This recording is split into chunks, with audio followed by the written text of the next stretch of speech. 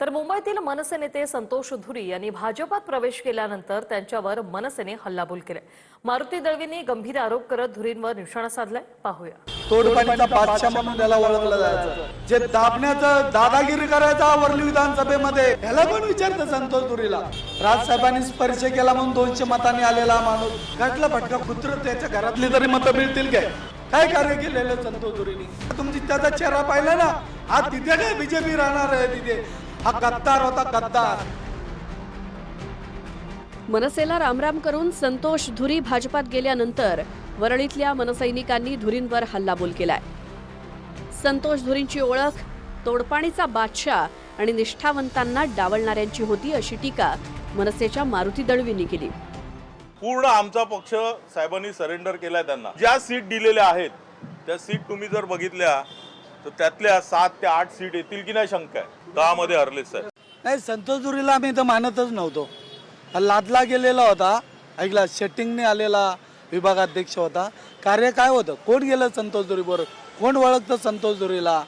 राजसाहेबांनी स्पर्श केला म्हणून 200 मतांनी आलेला माणूस तोडपाणीचा बादशाह म्हणून त्याला ओळखलं जायचं।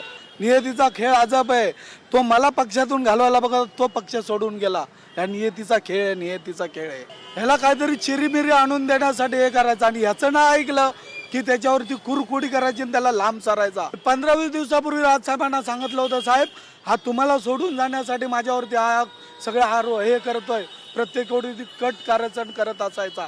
हा फक्त कार्यकर्त्यांच्या विरोधात कट करायचा। कोण गेलं त्यांच्या बरोबर?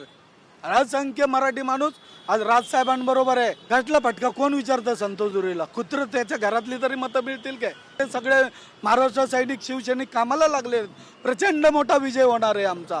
ह्याला कोण विचारतं संतोष धुरीला? मारुती दळवी एवढा मोठा माणूस आहे की तुम्ही नाव घेता मला माहिती नाही। ठीक आहे, कसं आहे की सन्मान्य साहेबांनी सांगितलेलं, ज्या वेळेला संदीप देशपांडेंचा निर्णय झालेला होता वरळी विधानसभेमध्ये, संदीप देशपांडेंना साहेबांनी सांगितलेलं की तू आमदारकीची तयारी कर। एक 4 ते 5 महिन्यापूर्वी त्यांनी त्यावेळेला साहेबांना सांगितलेलं। त्यावेळेला हाच मारुती दळवी यानेच विरोध केलेला सन्मान्य राजसाहेबांच्या या निर्णयाला, आणि त्यांना सांगितलं की उमेदवार जो द्यायचा मनसेचा तो मी ठरवणार म्हणून। दरम्यान कालपर्यंत जे धुरी दोन्ही ठाकरे बंधू मुंबईकरांसाठी एकत्र यावेत म्हणून बोलणारे आता भाजपची स्क्रिप्ट बोलू लागलेत, अशी टीका ठाकरे गटाच्या सचिन अहिर यांनी केली। कालपर्यंत जे कौतुक आणि स्तुती करत होते आणि विशेषतः हे दोन्ही कुटुंबांनी आणि विशेषतः पक्षाने एकत्रित यायला पाहिजे, ही जी भावना व्यक्त करत असताना निवळ फक्त एक निवडणुकीची सीट मिळाली नाही म्हणून आता ते अशा टीका करतायत, आरोप करतायत। अर्थात दुर्दैवी गोष्ट अशी आहे की टीका करत असताना काही मर्यादा पाळले पाहिजे। तर आता सीट नाही मिळाली म्हणून आपल्या नेत्यांवरती टीका करण्याची एक केवळवाणी प्रयत्न त्यांचा आहे। मला वाटते भारतीय जनता पार्टीची स्क्रिप्ट वाचण्यापेक्षा तिकडची वस्तुस्थिती काय हे जर लोकांना त्यांनी सांगितलं असतं तर बरं आलं असतं। Bureau report, TV9 Marathi.